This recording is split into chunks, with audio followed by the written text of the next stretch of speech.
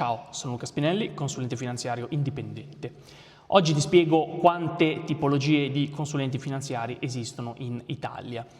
Prima cosa importante da dire, esistono le SCF, cioè le società di consulenza finanziaria, fra parentesi indipendente. Le mettiamo un attimo via in un cassettino però perché non ci interessano. Perché? Perché le SCF sono composte da consulenti e quindi vediamo di vedere solamente le due grandi categorie di consulenti che esistono.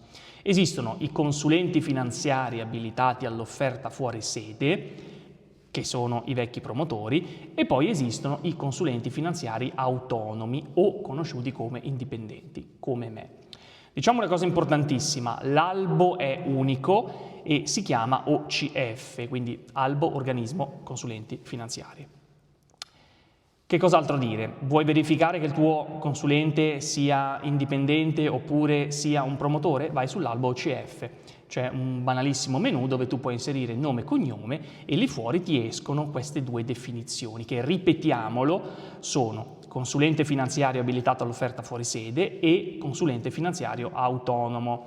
Te le ripeto perché tutti chiamano i consulenti finanziari abilitati all'offerta fuori sede promotori bancari, che è il nome con cui si chiamavano, ma che oggi li hanno cambiato, e invece noi consulenti autonomi in verità ci chiamano tutti consulenti indipendenti. Quindi quando verifichi nell'albo, io te l'ho ripetuta tante volte in questi pochi secondi questa cosa, troverai delle definizioni che sono diverse da quelle normalmente utilizzate diciamo da tutte le persone quando si parla, quindi attenzione a questa cosa.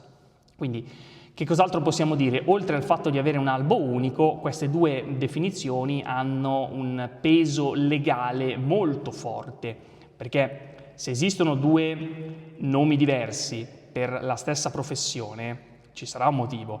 Il motivo è che i consulenti finanziari abilitati all'offerta fuori sede, cioè i vecchi promotori, che tutti chiamano ancora promotori comunque, lavorano, se non proprio dentro la banca, lavorano comunque con la banca, più o meno a stretto contratto con la banca, anche nel momento in cui magari sono fuori dalla sede della banca. Ok, quindi facciamo un esempio a caso, credo che oggi la più grande banca d'Italia a livello di capitalizzazione di mercato sia Intesa Sanpaolo, un esempio a caso.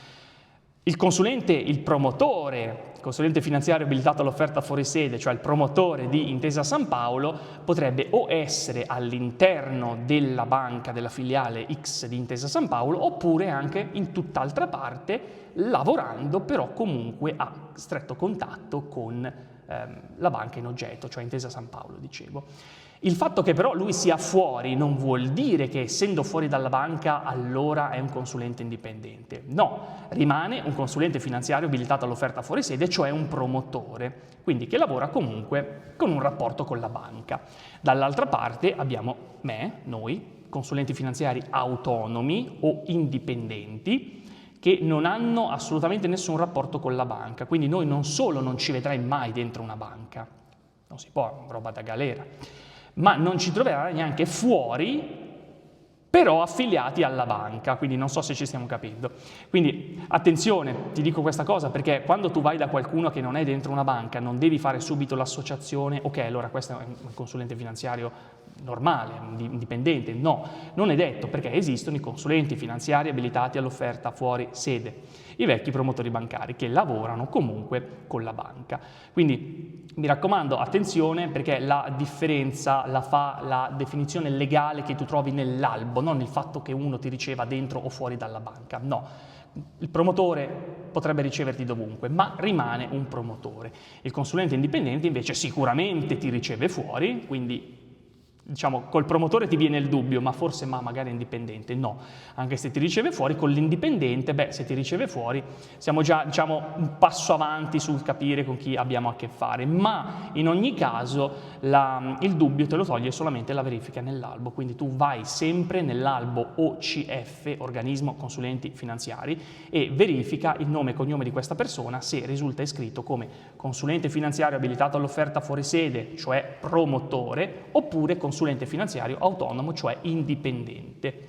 Poi concludo questo brevissimo video spiegandoti anche un'altra cosa. Perché? Perché l'equivoco che io vedo spesso non è solo legato al luogo in cui uno ti riceve, ripetiamolo, mi riceve fuori dalla banca, allora è indipendente. No, potrebbe comunque essere un promotore. Comanda solo l'albo. Un altro equivoco che io vedo poi però è legato alla remunerazione. Perché? Perché cosa succede? Adesso non voglio dire che sia un equivoco che qualcuno sia andato a cercare apposta per finalità di marketing, il dubbio viene, permettetemi di averlo. Però quando noi parliamo di remunerazione, io sfortunatamente sto anche vedendo su siti di banche delle robe terrificanti, cioè noi siamo consulenti indipendenti, sotto vedi la spiegazione, noi siamo consulenti indipendenti perché? Perché ci facciamo pagare solo a parcella. Io lì sono da mani nei capelli, perché il fatto che la retribuzione sia anche o forse solamente a parcella non ti rende consulente indipendente / autonomo. Quindi mi raccomando, non facciamoci ingannare dal fatto di trovare scritto intanto siamo consulenti indipendenti. Io l'ho vista, spero di non vederla mai più questa roba. Qualcuno probabilmente gliel'ha fatto notare a OCF o alla Consob, non lo so, perché quando poi ho riverificato a distanza di mesi, prima di fare questo video, grazie a Dio non l'ho più vista questa cosa, però attenzione, perché uno può scrivere quello che vuole. La definizione legale è consulente finanziario autonomo, quindi se tu vedi scritto sul sito di una banca siamo consulenti indipendenti, sicuramente non sono consulenti indipendenti nel senso di autonomi, ma chiudiamo il video adesso, il discorso poi non deve anche cadere nell'inganno per quanto riguarda il modello retributivo, quindi il consulente abilitato all'offerta fuori sede e il promotore bancario potrebbe farsi pagare a parcella, cioè esattamente come noi consulenti indipendenti. A parcella che cosa vuol dire?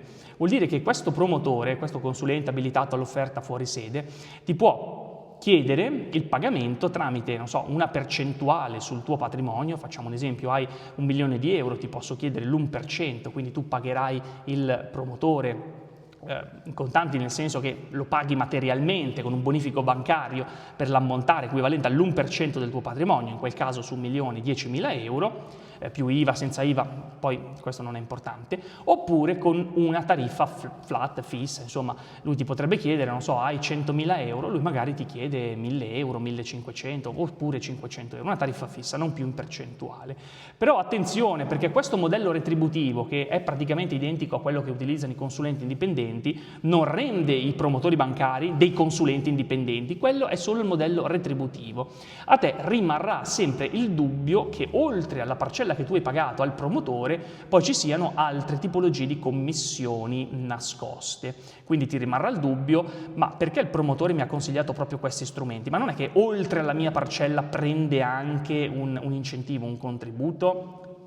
È lecitissimo pensarlo, perché a quale titolo la banca dovrebbe dare a un consulente finanziario un portafoglio clienti a cui vendere prodotti, a vendere un servizio a titolo gratuito, un servizio accessorio extra che dà la banca? Ma assolutamente no, non prendiamoci in giro. Quindi mi è lecito pensare che oltre alla parcella ci sia anche questa cosa. E con i consulenti indipendenti invece questo dubbio tu non lo hai mai. Perché? Perché hai dalla tua la legge. Se tu sei un consulente indipendente, il tuo unico modello retributivo è quello che prevede il pagamento da parte del cliente a te. Fine. Non esiste nessun altro flusso di denaro, nessun altro flusso di contanti, di cassa, di nulla. Quindi vi raccomando, queste sono le due grandi tipologie di consulenti finanziari che esistono in Italia, i vecchi promotori e i nuovi consulenti indipendenti, e presta tanta attenzione quando specialmente ti trovi davanti magari un consulente finanziario abilitato all'offerta fuori sede, cioè un promotore che tenta di spacciarsi come consulente indipendente, quindi magari facendo pesare il fatto che ti riceve fuori dalla banca ma è comunque un promotore, o che si fa pagare a parcella esattamente come gli indipendenti. Poi magari ti mente anche e ti dice sì guarda mi faccio pagare solo a parcella, poi invece scopri che non è vero, ma prende anche le famose retrocessioni dalla banca.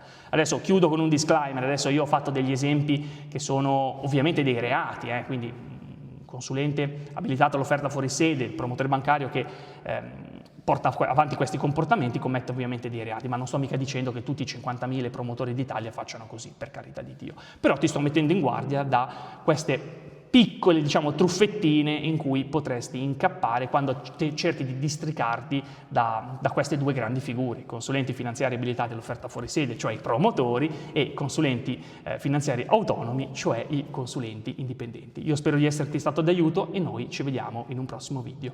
Ciao!